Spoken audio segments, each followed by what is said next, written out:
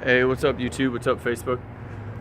Well, I really wanted to use my iPhone 7 to take a video of the Galaxy S8, but I just sold the 7 and about literally minutes ago.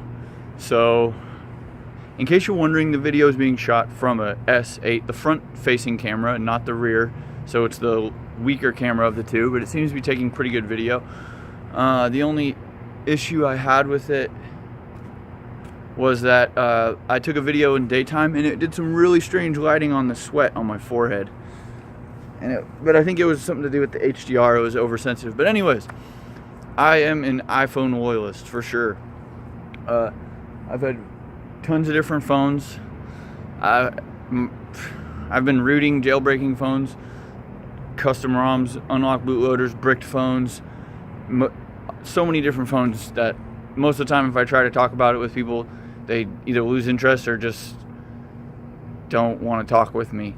So I'm going to be reviewing the S8, and I had all the iPhones since the 3GS except for the 4S. I had the 4, the 5, the 5S, the 5C, the 6, the 6S, and then I just had the 7. And the reason I like iPhones is because of the reliability. I don't use my phone just because it looks cool or it has the latest hardware or it has... The camera is very important, but iPhones usually have good cameras. But I use it more because usefulness. And by that I mean searching things, maps, the telephone app, messaging. I need it to be responsive and reliable and usually out and about, not just sitting at home having time if something happens or it freezes. I need it to be able to work under pressure or on the move. If you're out and about, looking for something or waiting to sell someone something off Craigslist, you need your phone to respond to you and be reliable, not So that was the thing that drew me away from Androids for a long time, because I just couldn't. I loved the quirkiness and the customization of the Android platform, but I couldn't. But the reliability of iOS is what kept me stuck with that.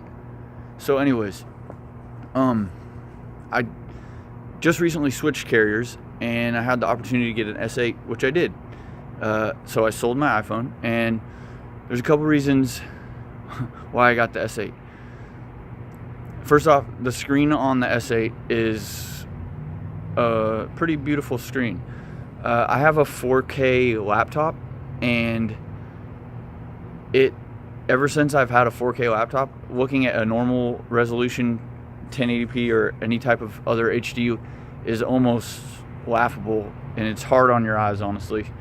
So I know that Apple has chosen to never upgrade their resolutions until they had the Plus version of the phones, because they believe that your eye can't see past that. Well, the S8 you can adjust the resolution to normal HD, to one in the middle, to I believe 4K, and the display on this phone is it makes looking at...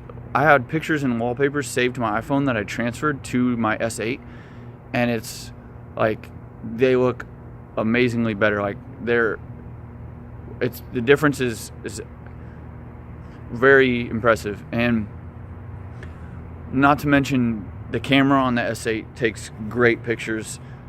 Not so much in a bedroom with the low lights at nighttime, but if you're taking selfies or whatever. But out in the sun in the daytime, it takes amazing nature shots, and under natural light it performs very well, the camera on the S8. Now, it didn't necessarily draw me from the iPhone. It was an opportunity to get this phone and sell the iPhone when it still had higher value. I'll probably get the next iPhone, because that's what I truly I like the messaging and the intuitiveness that Apple uses, especially their Messages app. And with Android, I feel like there's so much going on. I feel like I'm always missing something. Like there's something I'm gonna miss something. But Samsung finally did a good job on Android. I hated TouchWiz back on the old Skyrocket S2, S1, S whatever 3. I hated TouchWiz. I would never have imagined buying a Samsung phone. I would have always gotten HTC or LG or even one of the two. But the S8 is very impressive. It's the OS is smooth. That I still don't really like their icons. They're still kind of cartoony and cheesy to me, but it's better. It's doable. And see, this is where you have to decide what you like. The screen on the, like I said, is amazing. The quality, you can upgrade the HD. I definitely think you can almost feel it sucking your battery down when you run it full resolution, which makes sense. And that's another thing. This phone goes, the way I use it, the iPhone battery lasted much longer because it wasn't super high resolution with all these amazing colors and amazing animations and da-da-da-da. It's awesome to look at and it's cool, but the iPhone simplicity makes it more usable and faster to use with more battery. That's why I had iPhones.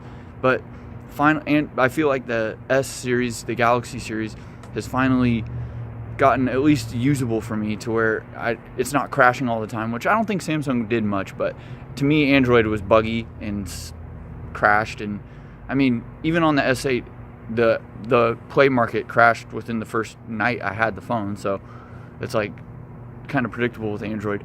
But so if you're contemplating going from iPhone to S8 or to back to Android or whatever, S8's pretty cool. I'm not gonna lie. It's a very aesthetically pleasing phone. It performs well. The camera is awesome.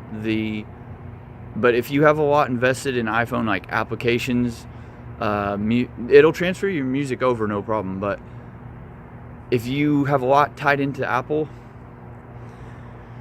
it's gonna be kind of a hard switch, because you have iMessages and you know the features of that, and all your friends have iPhones, and it's kind of like, and a lot of the apps that you use a lot on iPhone aren't as easy to use. Like Facebook for Android is not very great. The pictures are not, they're too big, and the search bar is always popping up and down and affecting the news feed.